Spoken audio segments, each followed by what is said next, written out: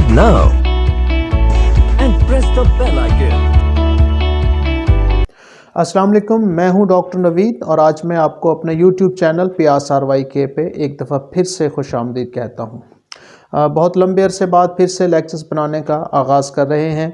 Actually 1.5 साल पहले मैंने कोई 15 लेक्चर्स बनाए थे, लेकिन कोविड-19 पेंडेमिक की वजह से ख्याल आया कि अपनी PhD रिसर्च वर्क कंप्लीट की जाए। तो मैं तमाम काम छोड़ के फिर यूनिवर्सिटी चला गया, लैब चला गया, वहाँ दिन रात एक करके अल्हम्दुलिल्लाह अपनी रिसर्च कंप्लीट की 7-8 महीनों में। That period was literally a blessing and disguise for me. एक वक्त मिल गया जो कि नेमत से कम नहीं था। तो मैंने अपना थीसिस सबमिट करवाया रिसर्च कंप्लीट करने के बाद, और रिसेंटली मैंने अपनी PhD कंप्लीट की है। अपना डिसर्टेशन जो है वो डिफेंड किया है सक्सेसफुली, और अल्हम्दुलिल्लाह को 15 रिसर्च आर्टिकल्स इंटरनेशनल जर्नल्स में पब्लिश करवाए हैं। तो दूसरा जो अहम काम था वो था फ़िज़िक्स की बुक। तो मैंने देखा कि मेरे शहर रहीम ख़ान से पहले किसी ने फ़िज़िक्स की बुक पे काम नहीं किया था, FSC की बुक्स पे। तो मैं बहुत सारी जो बुक्स हैं वो अपर पंजाब से यहाँ पे आती हैं। तो मेरे जहन में आया कि कोई एक बुक लिखी जाए जो यूनिक हो, जो डिफरेंट हो। तो मैंने बहुत सारी किताबें अपने सामने रखी और मैंने देखा कि इनमें इम्प्रूवमेंट की ज़रूरत है। तो मैंने एक बुक लिखी प्रोफेसर सीरीज़ के नाम से। उसमें मैंने MCQs, short questions, long question, तमाम चीज़ों को इम्प्रूव करने की कोशिश की। और स्पेसिफ़िकली जो इसकी स्पेशलिटी है बुक की वो ये है कि हर चैप्टर के एंड में मैंने एंट्री टेस्ट पोर्शन भी डाल दिया है। सारे उस चैप्टर से रिलेटेड जो कॉन्सेप्ट्स हैं और उनके MCQs हैं वो एक ख़ास तरीके से मैंने डाले हैं, जिसको बहुत ज़्यादा अप्रिसिएशन मिली थ्रू आउट द पंजाब। जहाँ जहाँ भी बुक गई है तो दोस्तों ने बहुत ज़्यादा अप्रिशिएट किया। अल्हम्दुलिल्लाह फर्स्ट एडिशन जो है वो जा चुका है, सेकंड एडिशन पे काम जारी है। तो ये 2 काम हैं जो मैं पिछले एक अरसे में करता रहा हूँ। तो अब मैं फ्री था तो मैंने सोचा कि एक तो अगली जो सेकंड ईयर की बुक है उस पर भी काम जारी है, और दूसरा जहन में आया कि लेक्चर्स का फिर से आगाज़ किया जाए। तो इस दफ़ा जहन में 3 चीज़ें हैं, 3 किस्म के लेक्चर्स तैयार करने हैं।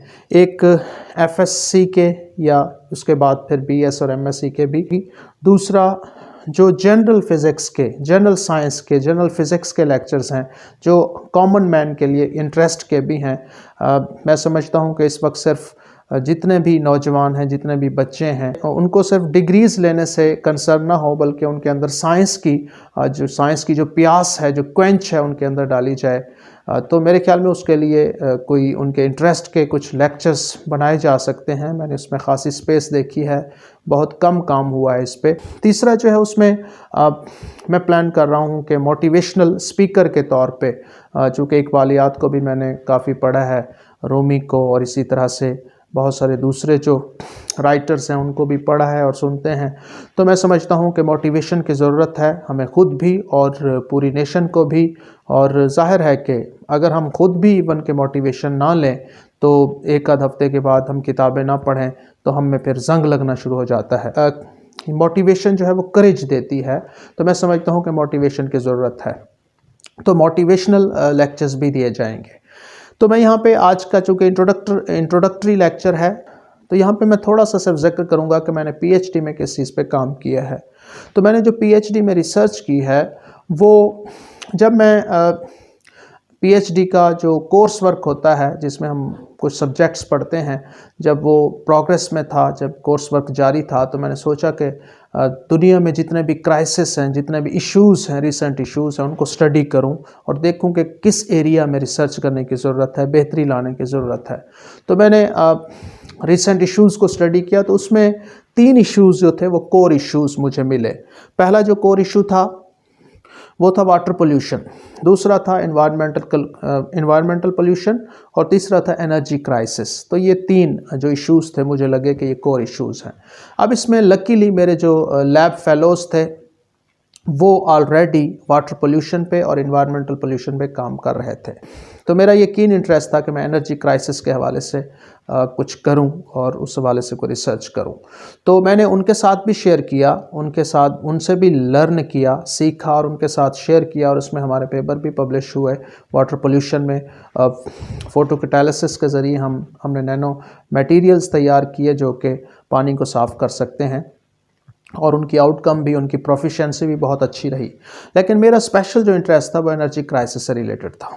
अब एनर्जी क्राइसिस है क्या? एनर्जी क्राइसिस एक्चुअली शॉर्टफॉल है एनर्जी का, किसी भी स्टेट में, किसी भी रियासत में, किसी भी इकानमी को जो एनर्जी की सप्लाई रुक जाती है या उसमें शॉर्टेज आ जाए, जिस तरह नेचुरल रिसोर्सेज हैं, ऑयल है, गैस है, कोल है, अगर इनमें किसी इलाके में, किसी रियासत में कमी आ जाए या यकदम ही जो है वो शॉर्टफॉल आ जाए तो उसको कहते हैं एनर्जी क्राइसिस। अब एनर्जी क्राइसिस दो किस्म के हो सकते हैं, एक है एनर्जी हार्वेस्टिंग में और दूसरा है एनर्जी स्टोरेज में। एनर्जी हार्वेस्टिंग क्या है? एनर्जी हार्वेस्टिंग मीन इनडायरेक्ट तरीके से मुख्तलिफ सोर्सेज से एनर्जी हासिल करना, जिस तरह के हम ऑयल से हासिल करते हैं, कोल से पैदा करते हैं, एनर्जी हासिल करते हैं। लेकिन ये जो ज़खायर हैं ये आहिस्ता आहिस्ता कम होते जा रहे हैं, चूँकि पिछले कुछ अशरों में पॉपुलेशन भी बढ़ी है और टेक्नोलॉजी भी बढ़ी है, फैसिलिटीज़ बढ़ी हैं, जिसकी वजह से बहुत ज़्यादा कंजम्पशन हुई है इन रिसोर्सेज की।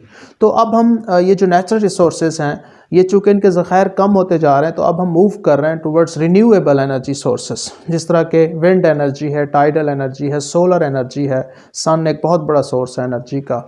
तो हम इस तरफ मूव कर रहे हैं, ऐसे सोर्सेज जो कभी ख़त्म ना हो। एक तो ये है कि एनर्जी हार्वेस्टिंग, ये एक चीज़ है, इसमें क्राइसिस आ जाता है तो उसको फुलफ़िल करने के लिए हम डिफरेंट तरीक़ों की तरफ जा रहे हैं, बहुत सारे साइंटिस्ट इस पे काम कर रहे हैं। लेकिन मैंने दूसरा जो क्राइसिस था energy crisis and energy storage, मैंने उस पे काम करना चाहा।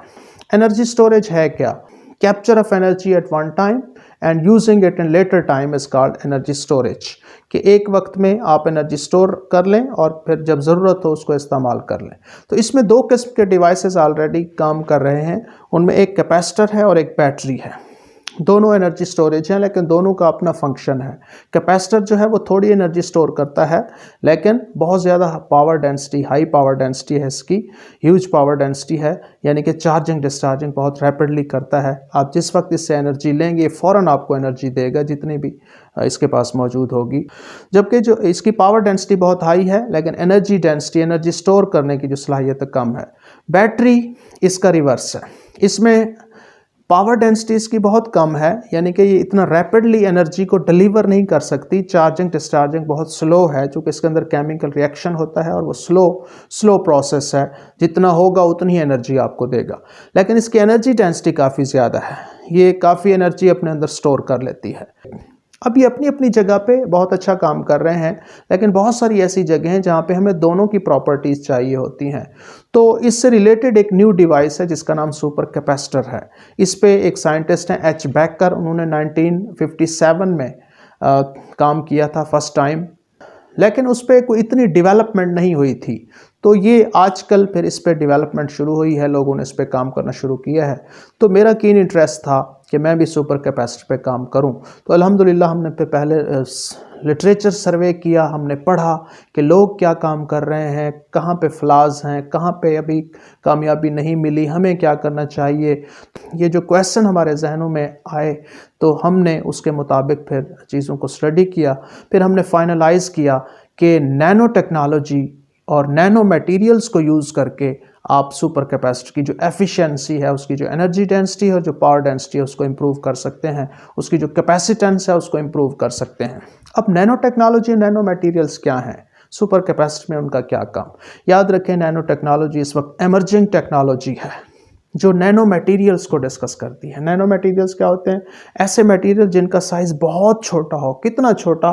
नैनोमीटर की रेंज में। नैनोमीटर क्या है? 1 मीटर का बिलियंथ पार्ट, 1 मीटर का अरबवां हिस्सा।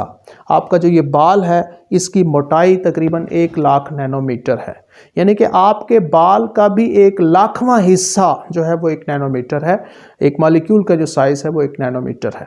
तो इस रेंज में ले आके मटेरियल से काम लेना, इसके बहुत सारे फ़ायदे हैं। जब मटेरियल, मैं अपने फील्ड के हवाले से सिर्फ बात करूं, वैसे तो बहुत सारी हैं। ड्रग डिलीवरी में नैनो मटेरियल्स यूज़ हो रहे हैं और इसी तरह फर्टिलाइज़र्स में नैनो सेंसर्स यूज़ हो रहे हैं, नैनो फाइबर्स यूज़ हो रहे हैं। हेल्थ केयरिंग में मलेरियल पैरासाइट्स को किल करने में यूज़ हो रहे हैं नैनो पार्टिकल्स। तो इसी तरह पेंट्स में, पिगमेंट्स में बहुत जगहों पे यूज़ हो रहे हैं, लेकिन मैं अपनी फील्ड में अगर बात करूं एनर्जी स्टोरेज के हवाले से, तो जब मटेरियल बहुत छोटा हो जाता है तो उसके अंदर जो रेजिस्टिविटी है बहुत कम हो जाती है। जब बल्क मटेरियल होता है तो जो आयंस हैं, जो पार्टिकल्स हैं, वो पूरे बल्क से गुजर के जाते हैं तो बहुत ज़्यादा रेजिस्टेंस फेस करना पड़ती है और कंडक्टिविटी कम हो जाती है, कंडक्टेंस कम हो जाती है। लेकिन जब साइज़ बहुत छोटा होता है एटॉमिक लेवल पे, तो वहाँ पे जो मूवमेंट है वो ईजियर हो जाती है, रेजिस्टिविटी कम हो जाती है, कंडक्टिविटी बढ़ जाती है। और ये चीज़ें हमारे लिए बहुत अहम हैं एनर्जी स्टोरेज के हवाले से। जो कंडक्टिविटी जितनी ज़्यादा हो उतना ही कैपेसिटेंस पे भी असर पड़ता है और बाकी फैक्टर्स पे भी। तो ये इसमें हम अल्हम्दुलिल्लाह हमने मटेरियल्स तैयार किए और उसमें कामयाब रहे।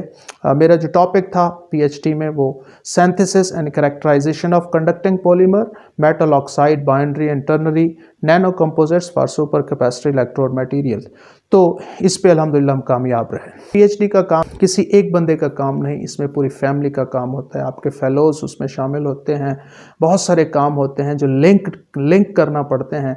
उसमें इदारे का सरबराह है, उसमें आपका सुपरवाइज़र है, उसमें आपके रिसर्च फेलोज़ हैं। ये सारे मिल के आप जो है वो रिसर्च करते हैं तो ही कामयाब होते हैं और अल्हम्दुलिल्लाह हमने अच्छे तरीके से काम किया। तो यहाँ पे मैं शुक्रिया अदा करना चाहूँगा सबसे पहले अपने जो इंस्टीट्यूट ऑफ फिज़िक्स है उनके डायरेक्टर का, प्रोफेसर डॉक्टर सईद अहमद बुज़दार साहब का। He is really a kind personality. जब भी हम उनके पास गए, चाहे ऑफिस में हों, चाहे बरामदे में खड़े हों, जहाँ पे भी, तो वो हमारा जो काम है उसी वक्त कर देते। और कहीं पे कोई डॉक्यूमेंट्स साइन करवाने हैं या कोई जो है वो कोई प्रोसीजर चल रहा है, कोई फाइलिंग चल रही है, तो कभी भी उन्होंने हर्डल क्रिएट नहीं की। मैं बहुत शुक्रगुजार हूँ कि इन टाइम उन्होंने हमारा काम मुकम्मल करवाया। इसके बाद सुपरवाइज़र यकीनन एक बहुत अहम शख्सियत होती है। सुपरवाइज़र ना चाहे तो आप पीएचडी नहीं कर सकते। बहुत सारी जगहों पे ऐसा भी है कि 10-10 साल से लोग रुल रहे हैं लेकिन पीएचडी नहीं हो पा रही। तो वहाँ पे स्टूडेंट और सुपरवाइज़र के दरमियान कोऑर्डिनेशन की लैकिंग है, जिसकी वजह से ये हो रहा होता है। तो मैं बहुत शुक्रगुजार हूँ अपने सुपरवाइज़र डॉक्टर फैसल इकबाल साहब का, जिन्होंने बहुत ज़्यादा सपोर्ट किया। मेरी गैर मौजूदगी में भी हमारे बहुत सारे काम वहाँ पे ख़ुद से करते रहे। He is literally a down to earth person. और उन्होंने हर वक्त लैब में, ऑफिस में अपने काम से काम रखने वाले हैं। उन्होंने हमें मैं बहुत शुक्रगुजार हूँ कि उन्होंने तमाम इक्विपमेंट्स तक, तमाम मटेरियल्स तक हमारी जो रसाई थी उसको आसान बनाया और हमारे तमाम कामों को आसान बनाया और हमने कोई 3.5 से 4 साल में पीएचडी मुकम्मल की। इसके अलावा मैं अपने फ़ेलोज़ का डॉक्टर तौसीफ़ मुनव्वर, डॉक्टर फैसल मुख्तार और डॉक्टर मोहम्मद शाहिद, मैं इनका शुक्रिया अदा करता हूँ। दिन रात इनके साथ गुजारे और बहुत अच्छा वक्त गुजारा और एक दूसरे के बहुत ज़्यादा काम आए और आज हम कामयाब रहे। इनमें तमाम दोस्तों का शुक्रिया, लेकिन स्पेशली मैं डॉक्टर तौसीफ़ मुनव्वर का शुक्रिया अदा करना चाहूँगा। बेशक वो हमसे छोटे हैं लेकिन रिसर्च में एक एमर्जिंग साइंटिस्ट हैं। हमने बहुत कुछ सीखा उनसे। ये कंजूसी होगी कि मैं उनका नाम न लूँ, उनसे हमने बहुत कुछ सीखा है। He is an emerging scientist. इसका जिक्र मैंने अपने पीएचडी के थीसिस में भी किया है। मैंने अपना पीएचडी थीसिस भी उनको डेडिकेट किया है और मैंने अपने डिफेंस में भी उनका जिक्र किया कि वो एक बेहतरीन साइंटिस्ट हैं, पाकिस्तान के, कैपेबल हैं। He knows how to lead a group, he knows how to learn research and to deliver knowledge, और किस तरह से हमने लोगों को सिखाना है, और इंतहाई सिंसियर है। अल्लाह ताला उन्हें मज़ीद कामयाब करे। तो ये आज का इंट्रोडक्शन था जिसमें मैंने अपने पीएचडी के हवाले से काम बताया है। नेक्स्ट इंशाअल्लाह हम बाकायदा अपने लेक्चर्स का आगाज़ करेंगे। तो तब तक के लिए इजाज़त चाहता हूँ। अल्लाह हाफ़िज़।